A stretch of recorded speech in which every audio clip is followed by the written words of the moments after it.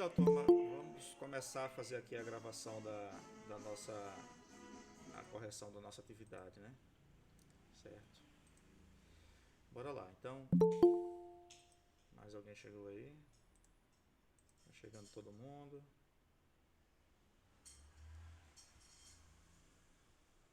E aí, se vocês tiverem algum problema, viu? Me avise, viu? Se não vê, se não tiver som, qualquer coisa desse tipo, vocês me avisem, porque não faz sentido não, né? Vocês ficarem aí, eu acho que vocês botam no, no Meet aí e depois sai, né não? Porque aí se tiver um problema do tipo assim, o professor tá sem som, tá sem vídeo, ele fica falando sozinho, que vocês não avisam. Uma questão, duas questões, três questões, isso nessa página, né? Cadê a outra página? Menina, você trabalhar com esse negócio, viu? Aqui, mais as outras duas páginas. Vixe Maria, riscou. Eita, sumiu. Documentos. Vamos pegar aqui a primeira, né? Pronto, beleza. Então, vamos lá, né? É o seguinte, tá bom o som, gente? Ou tá ruim, tá baixo? Tá bom, tá bom, Tá tá bom. bom. Tá Tá bom, bom, tá Tá bom. obrigado, bom. obrigado, obrigado, obrigado, obrigado. Vocês são os anjos. Bora lá, tá lá já já na hora do café. Então é o seguinte, primeira questão. Primeiro não, porque ficou embaralhado, né? Ela pode aparecer numa ordem diferente para vocês. A matéria, ela pode ser classificada de várias formas. Esse textinho aí é do professor, né? Pode ser classificada de várias formas sobre vários aspectos, né? Eu estou falando aqui da forma de classificação que a gente classifica de acordo com o que a gente vê entre homogêneo e heterogêneo, né? Aí ele pergunta assim, ó, de acordo com a apostila, responda se um sistema heterogêneo pode ser também uma mistura homogênea, certo? Isso é por quê? Por que eu estou fazendo essa pergunta? Por causa daquela situação em que você tem água com gelo, né? E aí a água com gelo, ela não é uma mistura. Aí você só pode classificar enquanto um sistema, certo? No caso desse sistema, por exemplo, a água com gelo, que é um sistema heterogêneo, logicamente que você não pode classificar enquanto uma mistura, né? Você não pode de forma alguma classificar ele enquanto uma mistura, porque água com gelo não é uma mistura, é uma substância pura, é água com gelo, é água com água, né? Ainda mais se fosse para você classificar enquanto uma mistura heterogênea. Então não importa, gente, a questão de ser homogêneo ou ser heterogêneo não tem nada a ver com ser mistura ou ser sistema. Então, se uma coisa é heterogênea, como aqui ele coloca, né, é porque tem duas ou mais fases. Então, se esse sistema for também uma mistura, ele vai ser também uma mistura heterogênea, certo? E se esse sistema não for uma mistura, for uma substância pura, vai ser também um sistema heterogêneo. Então não tem como um sistema heterogêneo ser uma mistura homogênea, simplesmente porque haverá situações em que. Não, não é nem por isso, é porque se ele é um sistema heterogêneo, é porque tem duas fases, certo? Aí se ele não for uma mistura, ele continua sendo heterogêneo. E se ele for uma mistura, ele vai ser heterogêneo, porque ele tem duas fases, certo? Então a resposta correta aqui é não, certo? Espero que vocês tenham compreendido aí, mas aí depois a gente debate mais se for necessário. Veja, aqui o álcool etanol, ele tem ponto de fusão menos, aqui, temperatura de fusão, menos 117. Não, não vou fazer assim não. Vou fazer assim não. Eu vou fazer diferente. Espera aí, viu? Eu vou fazer aquele tracinho. Aqui, fazer aqui o tracinho, certo? Reto todo, né? E eu vou botar a temperatura de ebulição aqui e vou botar a temperatura de fusão aqui, certo? A temperatura de ebulição do etanol, certo? É 78 graus centígrados. E a temperatura de fusão dessa mesma substância de etanol é uma temperatura negativa, abaixo de zero, ó, menos 107 graus centígrados, certo? A pergunta que ele faz é o seguinte: se tiver numa geladeira, né, e nessa geladeira tiver a temperatura de 4 graus negativo, certo? Ele pergunta qual é o estado físico do álcool. É só você vê onde é que esse 4 graus negativo vai entrar. 4 graus negativo é maior ou é menor que menos 117? Vai ficar aqui, né? Menos 4 graus negativo vai ser também menor do que 78. Então, como essa temperatura que é ambiente que a substância está, ela está entre a temperatura de fusão dela e a temperatura de ebulição dela, então ela está no estado líquido, certo? A alternativa correta, estado líquido, beleza? Caralho, eu Então, errei de muito. você errou, não foi? Sabia disso. Nossa! Errou bastante, errou duas já, não foi? Então, para cá agora, marque a alternativa. Aqui já pulou de assunto, né? Já saiu daquela parte de física e química, né? De estudo da matéria. Já pulou aqui para a lei 9985 de 2000. Que lei é essa, gente? É a lei do Sistema Nacional das Unidades de Conservação, né?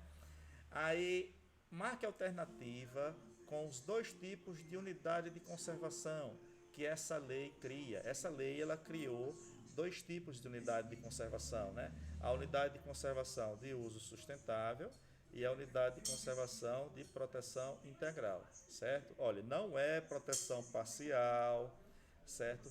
Não é de uso sem controle, não é de uso somente de particulares, certo? E ela também não criou um parque nacional e reserva biológica, certo? Parques nacionais e reservas biológicas estão dentro desse Sistema Nacional de Unidade de Conservação. O que, na verdade, ele criou foi unidade de conservação de proteção integral e unidade de conservação de uso sustentável. Aí, dentro dessas unidades, você vai ter os parques nacionais, quer dizer, na verdade, o de uso sustentável, né? Você vai ter parques nacional e reserva biológica dentro da unidade de conservação de uso sustentável, certo? Então a alternativa correta é aquela dali. Eu não sei se foi a primeira que apareceu para vocês, mas é aquilo, de, né, proteção integral e de uso sustentável. Aí acabou, né? Aqui essas três questões já foi, e agora vamos pegar aqui em documento e vamos para essa, né?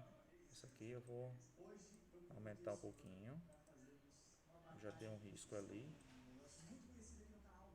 Pronto, dá aumentar mais um pouquinho, né? Aumenta aqui mais um pouquinho.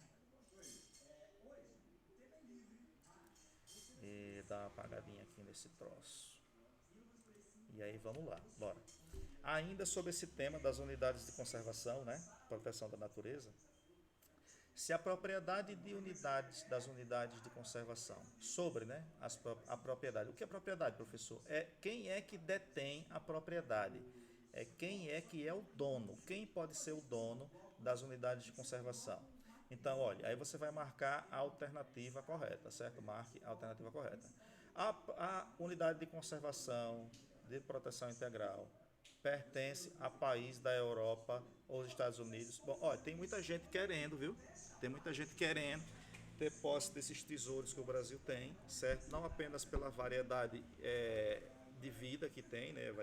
Variabilidade animal e vegetal, como também pelos recursos minerais que tem no subsolo. Então, muita gente está querendo Europa, Estados Unidos, mas não, a propriedade delas não é desse pessoal, nem da Europa nem dos Estados Unidos, certo? É a de uso sustentável, a unidade de conservação de uso sustentável pode pertencer apenas ao poder público. Essa é a certa, certo?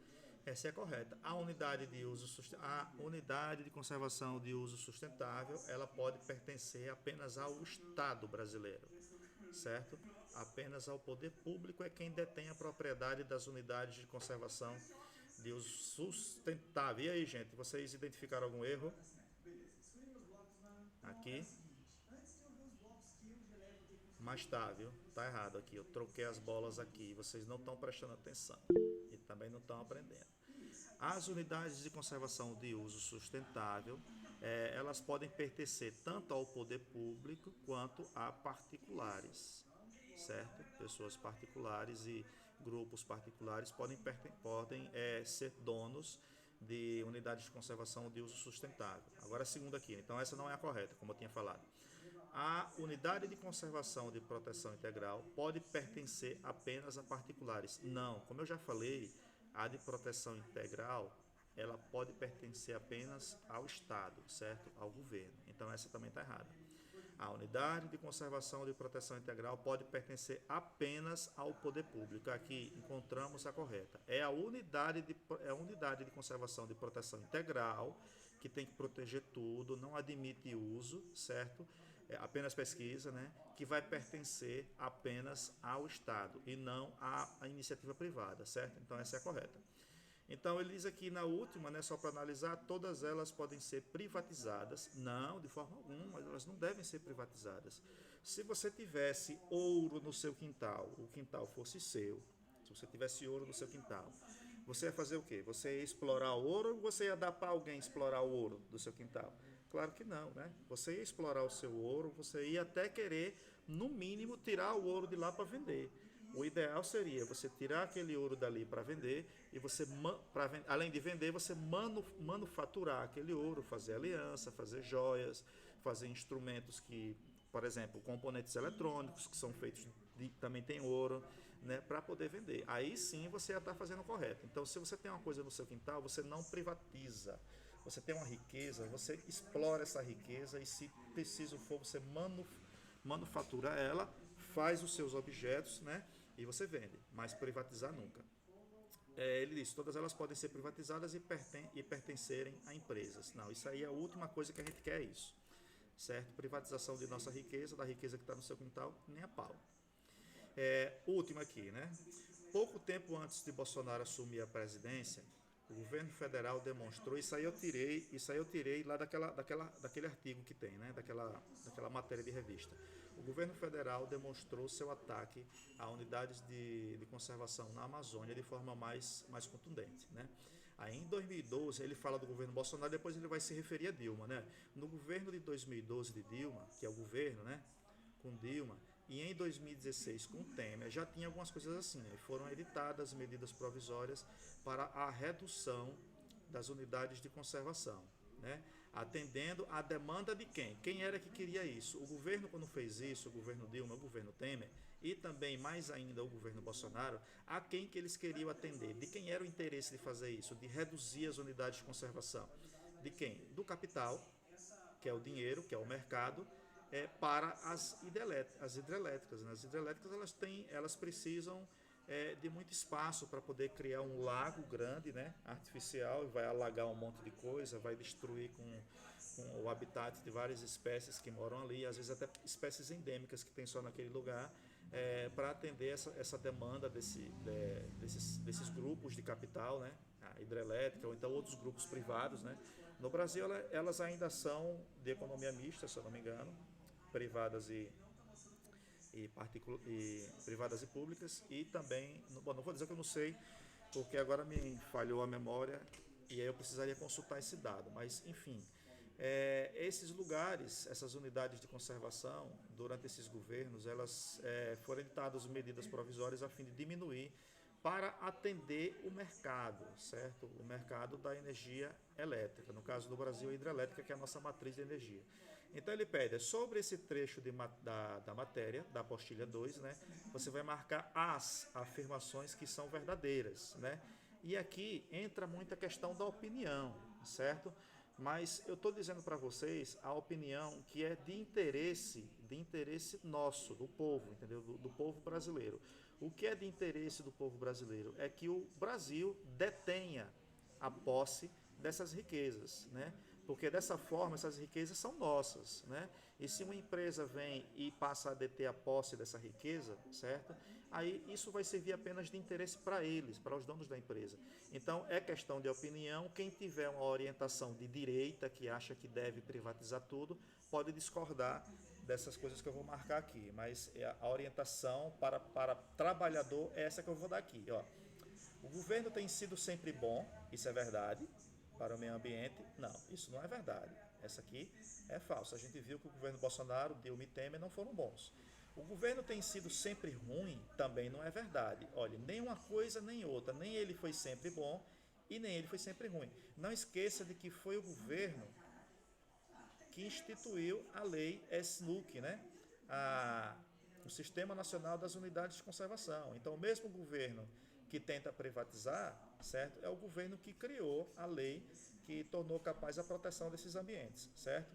Vamos para outra aqui. O governo deve proteger nossas riquezas? Verdadeiro.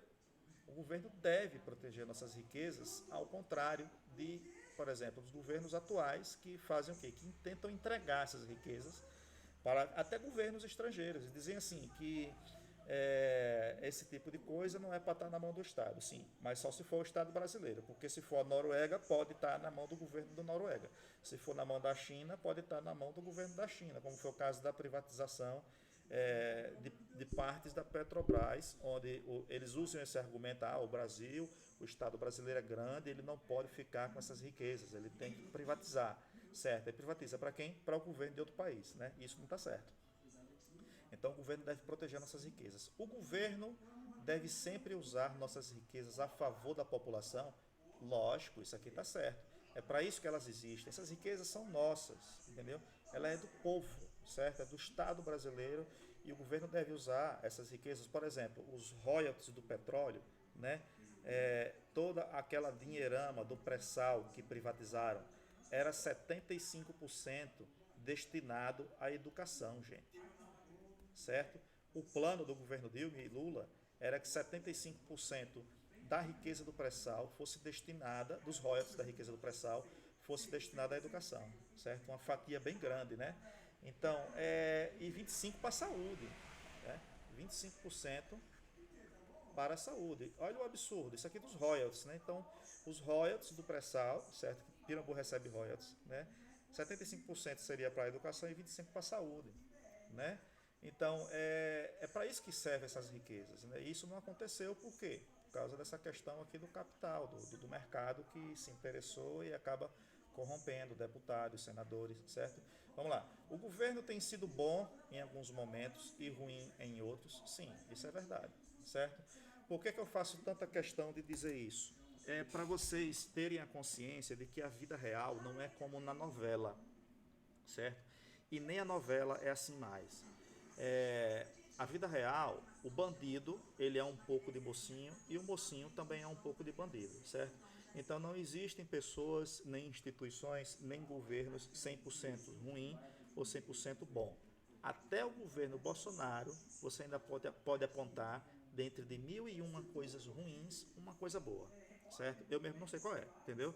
Mas ainda assim você pode apontar, certo? Então, as instituições, as pessoas, os governos, certo?